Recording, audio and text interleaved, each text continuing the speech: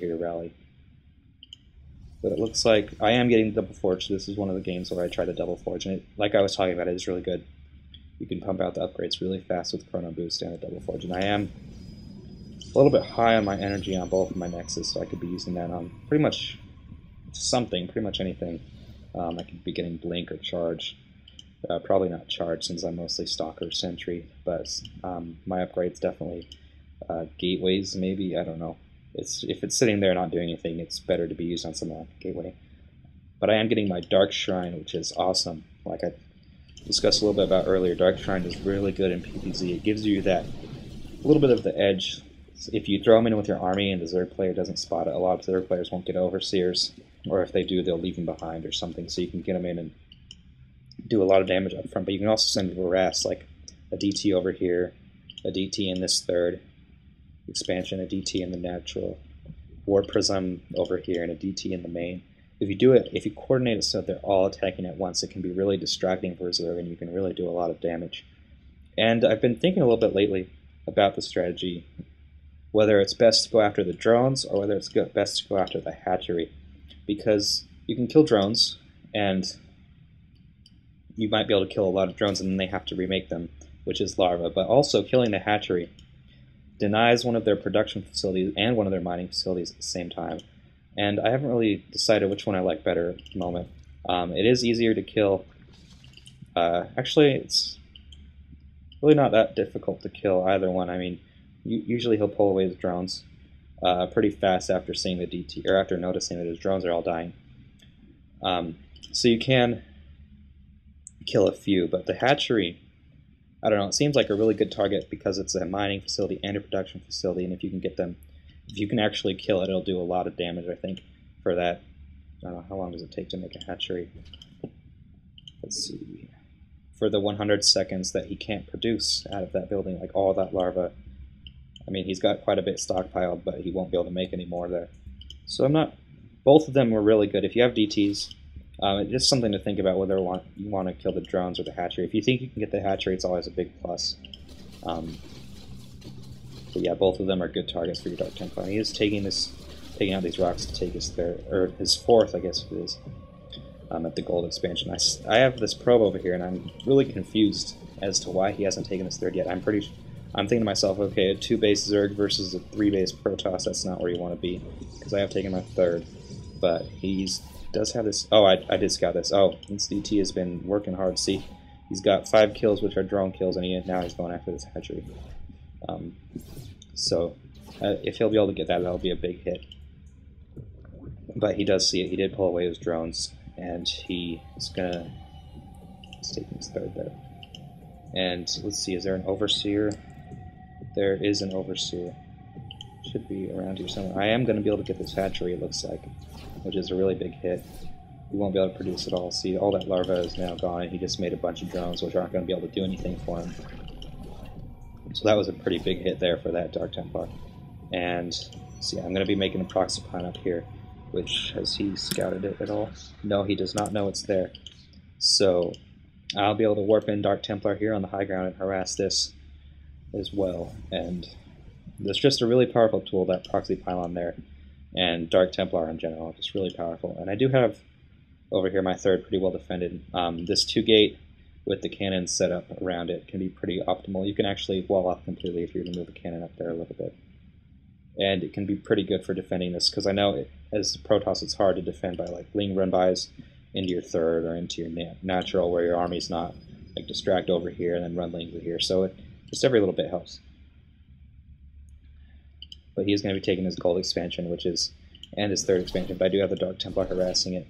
And will they be able to get this expansion? Oh, it looks like they won't be able to get it. It was really close. But I am going to know it's really low life, so I can try to take that again. I probably shouldn't try to take it immediately, even though I am going to right now, because I do know he has the Overseer there. But I'm trying to just out DPS his army, which is, see, 15 life left. Oh my gosh, I should have warped in 2 more right there, and I could have got it. See, this Dark Templar will die before it even gets a shot. Man, that was close. So if I would have waited a little bit, or sent in a couple more Dark Templar, I would have been able to take that out and been a huge hit. But right now I'm on 3 base, which is pretty optimal as a Protoss player. you don't really need to. It's always good to focus on to get a fourth, but a Protoss on 3 base can usually do whatever he wants to and get away with it. Whereas a Zerg player needs to expand a lot more and do a lot more macro. They say that Zerg is the macro race, Protoss is the micro race, and Terran is somewhere in between, which I generally find to be true. I mean, you have to do the perfect force fields with the sentries, you've got Guardian Shield, you got Blink Stalkers, just so many micro options that you can use. And the Zerg is so good at macro with their larva injects and their hatcheries being less expensive than Nexus or command centers. And he is getting Hydralisk, which I think is a good choice. Well, actually not so much. I don't have Charge, but I do have a lot of Zealots. And Zealots, if they can get up in the face of Hydralisks, are pretty good, so he'll need some micro for that. But I do have these Archons and the Immortals, which are quite bad against Hydralisks. The Hydralisks are pretty big, so they don't take a lot of splash damage from the Archons, and they're not armored, so the Mortals don't do very much damage against them. And the Hydralisks also just do so much DPS that they can just take out these Archons and Immortals so fast. But I do have the Zealots, like I said before, and a couple Stalkers. And he does have a fair amount of Roaches, which the Immortals will do well against. But so let's see, we're going to have engagement here. And his Roaches are up front, which is exactly where he wants them to be. And I'm going to get some forces behind the Roaches, but it looks like he wasn't trying to micro those back anyways, tried to keep them in front of the Hydralisks. And I'm going to be forced to back out because that's a lot of Hydralisks and a bad angle for myself. But if I do engage right here and his army is pumped up like that, if I can get a good surround, see I'm pushing in here, the Hydralisks are just taking out these Archons so fast. And I don't know, will I be able to, I should use some Guardian Shield here, that would have helped a lot, saving those Archons. And I don't have a huge force, but neither does he. Let's see. We're both floating a ton of minerals. I need to drop a ton more gateways. You could probably do a couple of macro hatches. And I'm going to take that hatchery out, which is a big hit for me. He's not going to be able to produce that, like I said. And these Dark Templars, see, well, he does have detection right here, but I can take that out. Now these Dark Templars, oh, he's got the overseer there. So those Dark Templar aren't going to do a lot of work, but they'll still do a little bit. They are DPS machines, and so even if they just get off a couple hits, it's still a massive advantage for you, just because they deal so much damage if they attack so fast. So it looks like I'm going to have to retreat, and I did lose a lot of my armor there, but he did too. And I've been able to kill this hatchery with these Zealots that I whipped in from right here. And I did kill this hatchery. I've killed this hatchery over here, and this hatchery is not mining, so that's some pretty big hits for against him. And he has lost, or I have lost more than him, but I have done quite a bit of damage to his production and his economy. So, and I do have this third base, and I am building a lot more gateways, and I am mining from my second base, and not from my first base. Oh my gosh, that is a lot of idle probes. You never want to have... That's one thing I'm really bad with, keeping my probes. When this happens, I won't notice it for a while, and I'll look over there and I'll be like, oh my gosh, I have idle probes like crazy, I need to go take an expansion. But the only other expansion is right here, and I haven't killed these rocks yet, which is probably a good idea. I could probably defend it pretty easily. I mean, it's right in front of my natural, so I could control anything that goes in and out. And my third is blocked off, so he couldn't get in there really without taking some damage. But I am going to see that he has this expansion over here, so I should be sending a couple DTs up there to take care of that. And also a couple more DTs over here to take care of that expansion, and I made sure there was nothing there in this expansion. So right now he's effectively producing off 3 bases against my 3 bases, which is definitely not where a Zerg player wants to be.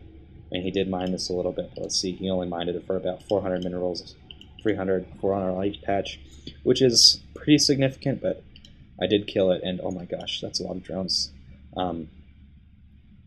One thing to do when you're like this, you can long distance mine is actually more effective than having this, just because these drones aren't doing anything right now. And so having them long distance mine from here, or say here, would be a lot more effective than just having them all doing nothing in one mineral line.